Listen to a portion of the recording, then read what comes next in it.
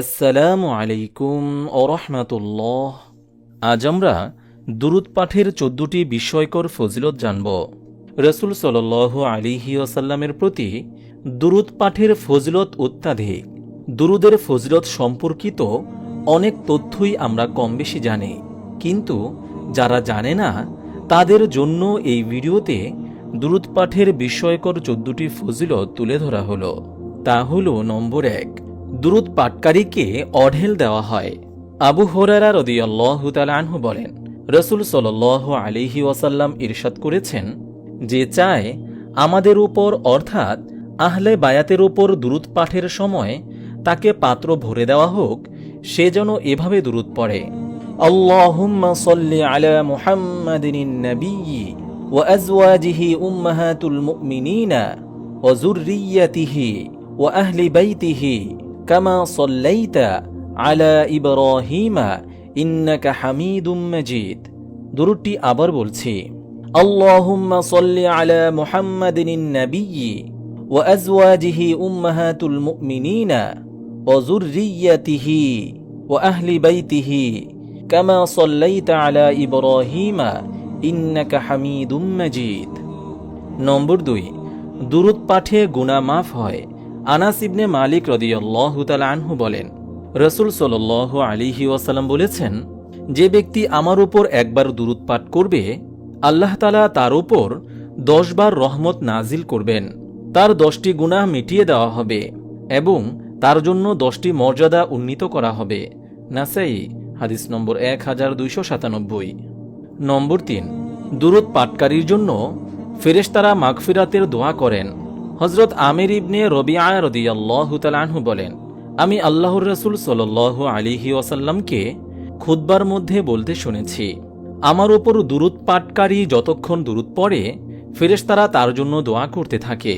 সুতরাং বান্দার ইচ্ছা সে দুরূদ বেশি পড়বে না কম।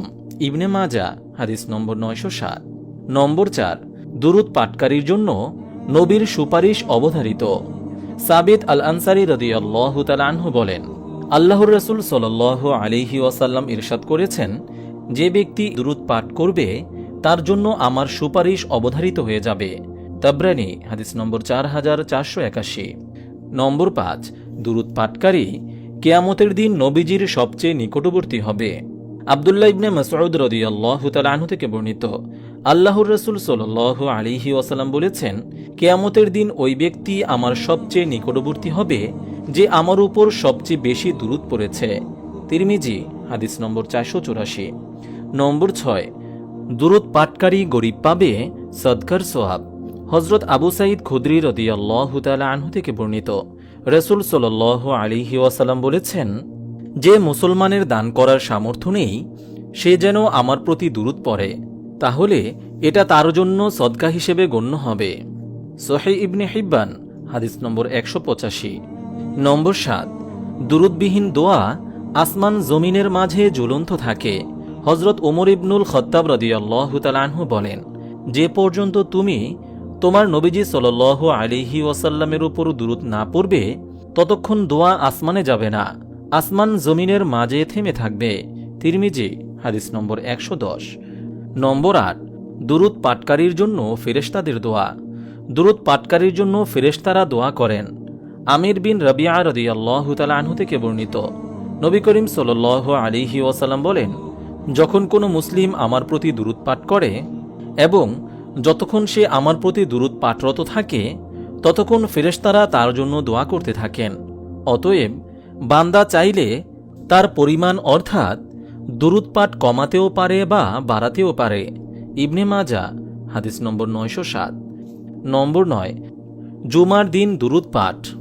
আউস রাদিয়াল্লাহু তাআলা আনহু থেকে বর্ণিত, তিনি বলেন, রাসূল সাল্লাল্লাহু আলাইহি ওয়াসাল্লাম বলেছেন, তোমাদের দিনগুলোর মধ্যে সর্বোত্তম দিন হচ্ছে জুমার দিন, সুতরাং ওই দিন তোমরা আমার উপর অধিক মাত্রায় দুরূদ পড়ো, কেননা তোমাদের দুরূদ আমার কাছে পেশ করা হয়। আবু দাউদ হাদিস নম্বর ১০৪৭।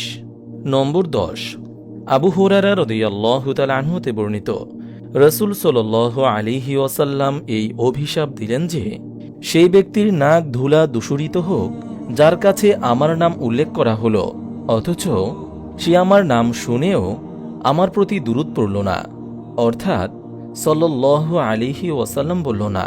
তিরমিজি হাদিস নম্বর 3545। নম্বর 11, আবু হুরায়রা রাদিয়াল্লাহু তাআলা আনহু হতে বর্ণিত, তিনি বলেন, রাসূল সাল্লাল্লাহু আলাইহি ওয়াসাল্লাম বলেছেন, তোমরা আমার কবরকে উৎসব কেন্দ্রে পরিণত করো না, যেমন কবর পূজারীরা ওরস ইত্যাদির মেলা লাগিয়ে করে থাকে। তোমরা আমার প্রতি দুরূদ পেশ করো, কারণ তোমরা যেখানেই থাকো তোমাদের পেশকৃত দুরূদ আমার কাছে পৌঁছে যায়। আবু দাউদ হাদিস নম্বর 2042।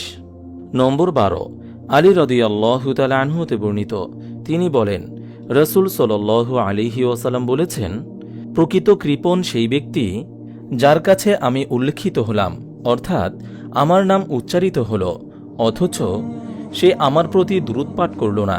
তিরমিজি হাদিস নম্বর 3546। নম্বর 13, ফাজালা ইবনে উবাইদ রাদিয়াল্লাহু তাআলা আনহু হতে বর্ণিত, তিনি বলেন, রাসূল সাল্লাল্লাহু আলাইহি ওয়াসাল্লাম একটি লোককে প্রার্থনা করতে শুনলেন। সে কিন্তু তাতে আল্লাহর প্রশংসা করেনি এবং নবী সাল্লাল্লাহু আলাইহি ওয়াসাল্লামের উপর দুরূদও পড়েনি। এ দেখে রাসূল সাল্লাল্লাহু আলাইহি ওয়াসাল্লাম বললেন, লোকটি তাড়াহুড়ো করল। অতঃপর তিনি তাকে ডাকলেন ও তাকে অথবা অন্য কাউকে বললেন, যখন কেউ দোয়া করবে তখন সে যেন তার পবিত্র প্রতিপালকের প্রশংসা করে ও আমার প্রতি দুরূদ ও সালাম পেশ করে দোয়া আরম্ভ করে, তারপর যা ইচ্ছা যথারীতি প্রার্থনা করে। আবু দাউদ হাদিস নম্বর 1481। নম্বর 14, আবু মাসউদ বদরি রাদিয়াল্লাহু তাআলা আনহু হতে বর্ণিত, তিনি বলেন, আমরা সাআদ ইবনে উবাদা রাদিয়াল্লাহু তাআলা আনহুর মজলিসে উপবিষ্ট ছিলাম।